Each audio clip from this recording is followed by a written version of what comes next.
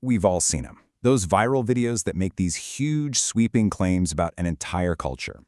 But if you ever stop to think about how they actually build their argument, today, that's exactly what we're going to do. We're breaking down one of these videos not just to see what it says, but how it says it. So the video we're looking at makes this exact statement. It's pretty provocative, right? It's a massive generalization. And let's be super clear, our goal here isn't to agree or disagree with it. Nope. We're here to unpack the structure of the argument itself, straight from the source. So who's behind this claim? It comes from a YouTube channel called Mind Vault. And knowing the source is really important because it allows us to focus just on the information they put out there, and we can look at it with a neutral, objective lens. Okay, so that brings us right to the heart of it all. What points does this video actually make to back up that headline? Let's walk through the 3 key reasons it gives, one by one, to see exactly how this argument is built. All right, reason number 1. The first pillar of their argument is all about style. The video claims that what makes Japanese girls stand out is a really unique blend of culture and fashion. The video argues that what's so special is this fusion of deep traditions, like the kimono, with these ultra-modern looks, everything from Harajuku street fashion to what you might wear on a night out. This specific mix of old and new is presented as the very first key factor.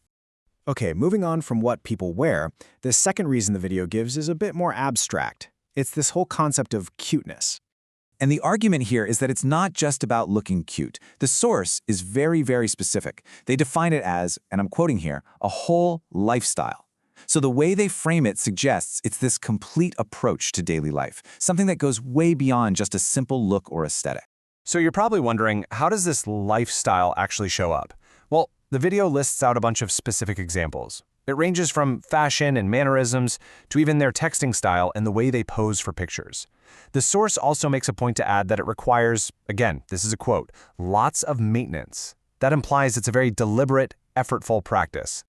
And that brings us to the third and final reason from the video. This one shifts gears from personal style to social roles, focusing on what the source calls traditional family values. Now, at the core of this final point is this direct quote from the video. It claims there's a tendency for women to become stay-at-home housewives. This idea is presented as a really central part of its traditional values argument. But what's interesting is that right after making that statement, the source video adds this little clarification. It says that this role doesn't mean they aren't also hardworking and respectful. It's a layer of nuance that the source itself adds to its own generalization, which is kind of fascinating. So, after laying out these 3 big points, how does the original video wrap everything up? Let's take a look at its conclusion.